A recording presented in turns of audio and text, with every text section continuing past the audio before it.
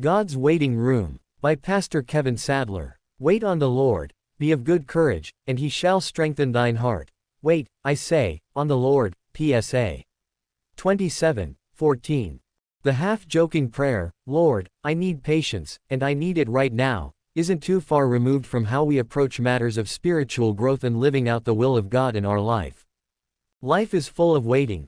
Waiting for your phone to charge, waiting in line at the grocery store, waiting in a traffic jam, waiting for a job, waiting for the right spouse, waiting for test results, waiting to be old enough to drive. Steve Farrar of Men's Leadership Ministries says, waiting is like eating gravel.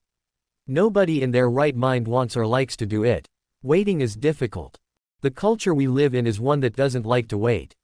We like instant and fast everything, instant downloads, instant messaging, instant coffee, instant prints, fast food restaurants, faster internet, fast phones.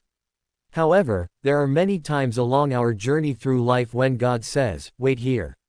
And what looks like 15 minutes turns out to be 15 months, or even 15 years. The Bible provides numerous examples of people who waited on the Lord. Abraham waited for decades to have the son that God promised him. Joseph had to wait in prison. Moses waited for 40 years on the backside of the desert, tending sheep, before leading the children of Israel out of captivity in Egypt. The Israelites then had to wait 40 years to enter the promised land.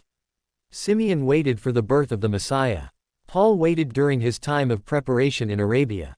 Waiting is a part of God's plan and purpose in our lives, and resisting God's timing and trying to get ahead of the Lord can have serious consequences. Abraham and Sarah found this out when they ran ahead of God, with Hagar bearing Ishmael instead of waiting on God's promised general. 16. God works while his people are waiting. Time is not wasted in God's waiting room. Waiting on the Lord renews our strength. Isa 40:31. God often uses these times of waiting to prepare us for what lies ahead. Oswald Chambers writes, "We are apt to think that everything that happens to us is to be turned into useful teaching. We shall find that the spheres God brings us into are not meant to teach us something but to make us something. In those waiting times, God both teaches and makes us something, in as he cultivates patience, Christ-like character, and hope as we trust him through those times." As we read in Romans 5:3-5a.